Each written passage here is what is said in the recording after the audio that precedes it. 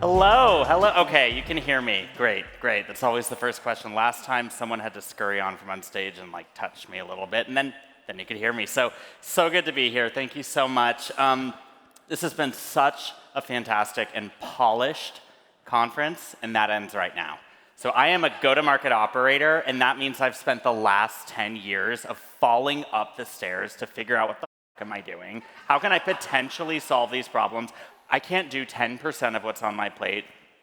I'm absolutely lost, and yet somehow continuing to make progress, continuing to iterate, continuing to try in as creative a way as I possibly can to solve problems. This has been the career arc I've followed too. I actually started in sales.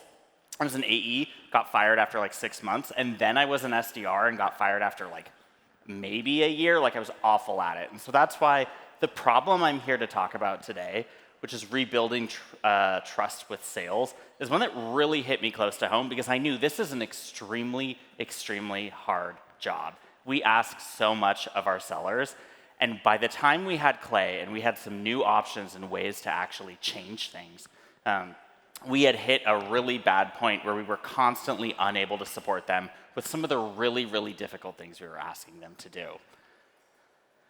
So I'm going to talk a little bit about how solving this one problem was the first thing that we solved. And for me, it's something that I think any operator who has access to Clay can immediately make progress on. I think a lot of us have seen a lot of really fantastic, crazy cool things that people can do with Clay.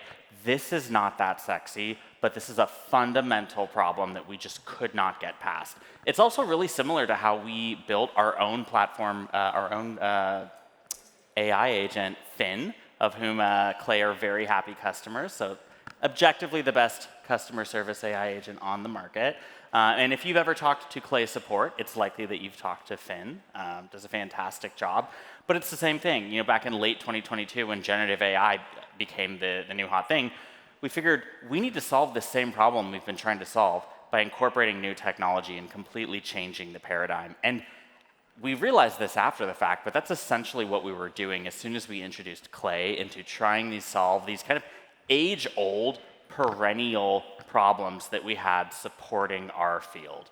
The big difference being now we had Clay, now we had a new way to move much more quickly, to get feedback much faster, to prototype things on our own in a matter of hours as opposed to having to get on other people's roadmaps. So that's the story I'm going to tell today. We had a problem. So almost exactly a year ago, I was at a chili cook-off in Sausalito having a great time when I got a Slack from my boss's boss, which is usually the birth of a lot of immediate solutions, that said, hey, I know you just assigned out the outbound account list. I'm hearing a lot of terrible things. The reps seem to really dislike their list. What happened? Immediately, like chili started coming up. My heart sunk to the bottom of my throat. We all know that feeling. We all absolutely know that feeling because no matter how many times we try to cross our T's and dot our I's, so much of this is kind of like, YOLO, like, here you go. And like, this was true here. And the reason why this sucked so much is that sales absolutely had a point because this was not our first time trying to assign out account lists. This was our fourth in my 4 years at Intercom. And the first time we just YOLO'd it with like whatever data we have in Salesforce, absolute disaster. Then we tried to just import a cold list and do our best to map it. Didn't do a great job, even worse. And the third time, we had really great scoring and intent data, but again, we mapped it poorly back to our existing bad data. And so each time, trust deteriorated even more. So by the time that we had this new initiative, we're going to build out outbound for the entire sales team, we had this really bad situation where sales just simply did not trust us to support them to make it happen. After I got that Slack, I realized we fundamentally need to change what we're doing. And so luckily by that point, I'd had enough experience with Clay, and I thought, okay, I'm going to drive home from this chili cook-off and try to figure this out and prototype something by Monday morning that I can deliver. And there we go. Yeah. This was the result. This is how we knew how bad it was. Like, this isn't pipeline. This isn't booked meetings. Like, this is how many accounts from that last list Salesforce was even willing to call out on, to send a single email to. Like, that is the most demonstrative stat that shows like we were not giving them something that could actually support them. So when we went back to the drawing board, we realized like everything stalls when we hit this point, bad data. Bad data is the be-all and end-all. It stops the conversation because a lot of the times they're right. We can't solve our entire Salesforce hygiene problem and then deliver account lists. Like this is too large of a deal. Maybe we'll never solve it. I don't think anyone ever has. But we had to get past it. We had to find a way where we could still assign a list that sales felt was good so that we could no longer let this be the excuse that stopped the entire conversation. So we went back to the drawing board. We asked sales, just point blank, tell us what you want. You have a magic wand, describe the ideal outbound list. And we got a lot of information. We got a lot of information we probably wouldn't have gotten otherwise. And so we were able to consolidate this down and do some key requirements, essentially that were like, if an account meets this criteria, they're not eligible at all. Versus these are the criteria that we think are really good. And so the more that accounts meet these, the better they are. Because we had Clay, I finally had an ability to actually build a prototype myself. And again, this isn't sexy, this isn't advanced, but it allowed me to walk through several steps that would have taken a lot longer myself, prototype something, and ultimately deliver it to the field in a way where they felt like it was valuable. So not a very sexy slide either, but this is essentially the go-to-market engineering loop. It is very, very similar to how to build good software, how to build a good product. We realized this is what we were starting to do. So what I actually did, basically threw in the kitchen sink every account that we could possibly pull from our existing database, from different data providers, from intent sources. And because in Clay you can normalize and dedupe, we were able to do that just down onto the clean Clearbit domain. For better or for worse, that's the best definition of a unique account that we need to go with. So now we had a giant list of all of these different accounts. Because we could enrich live, on demand, right then and there, I could use the same objective data to make those determinations for which accounts just aren't cutting it. They're in countries we can't sell to. They simply have too few employees. Things that, again, not very advanced, but finally we can be sure that we're eliminating everything based on the same data. Next, this is what I am most proud of because this allowed us to truly skirt around the bad data problem. So we're never going to be able to solve our duplicates. I don't think so. I don't think there's ever a world, but we could not let that stop us. Now that we have this giant list cleaned up and deduped by Clearbit domain, Clay's SQL query editor allowed us to simply query back to Salesforce to say, okay, this company, company.com, are there any duplicates or is there any account in Salesforce? That's a current customer. That's an open opportunity that someone else is working. Because that wasn't the issue wasn't that we were full on assigning customers thinking that they weren't customers.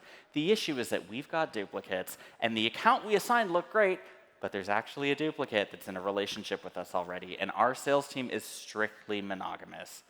So this allowed us to finally solve this problem. Not 100%, no problem will ever get solved 100%, and I'm not in the interest of trying to make that happen.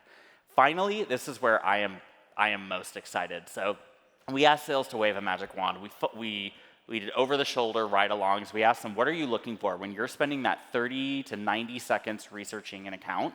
And we were able to mimic the things they're looking for with Claygent, my AI boyfriend who goes onto every single account's website and looks for these specific things to ultimately create a vibe check, something that was never, ever possible with traditional enrichment data before.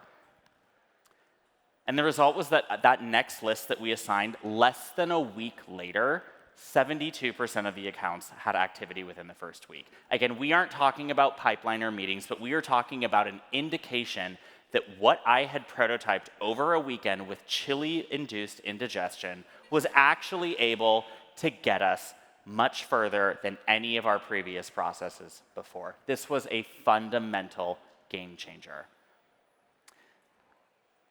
I gotta push this real hard. And it also, again, finally, we solved that, we didn't solve the data problem, but we no longer could use the bad data excuse, because we could say at least this list of accounts meets all of this data criteria we agreed on. So we were able to discover what else is blocking us, because it was not hunky-dory after that. We realized we had to fundamentally change the way that we're qualifying inbound ops, because reps were just simply spending too much time qualifying low-propensity inbound ops. our messaging wasn't great. We had to do a lot of work, and Clay's actually been big in helping us create customized messaging at scale directly for our prospects. And our buyer personas were outdated. I think a lot of us here who work at companies that have pivoted towards AI are realizing the AI buying committee, A, it has not been finalized, and it's different everywhere, but B, it's very different from the traditional SaaS model. And we still haven't solved all of these problems, but we were able to create this new way of working where we could finally prototype so quickly. The breakthrough was speed, and it didn't need to be polished. It didn't need to be perfect, and I did not need to get on one other fucking person's roadmap to make it happen. Fundamental miracle right there. So we continued to figure out what works. Like, we iterated. At that point, we were signing out new lists and topping them up every month. We've since changed that to quarterly, and now we're doing biannual or twice a year book assignments. But a lot of those things that we were scrappily figuring out in Clay have since become part of a larger, more programmatic enrichment. And for the first time, I am hearing sales reps tell me the enrichment data in Salesforce is helping. That is a sentence I never ever thought I would hear based on all of my experience trying to coordinate and get enrichment ready to go in Salesforce. So luckily, I have a fantastic systems team that's able to take these ideas that we're experimenting with on the ops team, and we're figuring out, we're throwing a bunch of things at the wall. And once we have some green shoots, they can take it, they can operationalize it, they can also pressure test it and make sure it's truly what we want to be doing. This also had ripple effects. Like, it wasn't just what we did that had ripple effects across the company, but it was simply me giving access to other giving Clay access to other folks. Specifically on our research analytics and data science team, they built out entirely new ICPs for Fin using data that we could only source in Clay. I think my favorite thing is that our industry pick lists are based on an AI query. Like, they're based on the industry pick list we actually care about, because sometimes we want to go really granular, like for gaming and gambling, and sometimes we can get really wide. Like, e-commerce covers a bunch of stuff. It's custom, it's exactly what we want. Again, I mentioned that robust enrichment engine, which is continuously optimized, but is a key part of so many processes that we run today. And now we're doing more research into things where we can truly make the reps' lives much more efficient, such as automating all call prep and research prior to discovery and QBR calls. Really got to press this guy. So finally, we didn't just build trust. We built a fundamentally different way of working using Clay. So this ability to move so quickly, this ability to change direction, to take the craziest idea and see what can happen, this changed the way that we started to work at Intercom. That trust has been built. It's no longer just a bi-directional conversation, it's a pan-directional conversation. There are more stakeholders at the table because now we feel we can actually make progress on things. That was always the blocker. Folks were unwilling to come to the table because they didn't want their time wasted. And so that is the one most precious resource that our sales reps have. So by being able to fundamentally change that and start to demonstrate we can now solve your problems or at least start making progress, it changed the ultimate dynamic of our team and the way that we work together, because that's the new world. We are moving so quickly, we are constantly changing direction, and we have to. That's the key to survival. I'm extremely excited because I am now hiring my own first full-time go-to-market engineer to take this shit and go wild. I want someone who's crazy, I want someone who's insane, I want someone who's gonna think so far outside the box they're in a different zip code.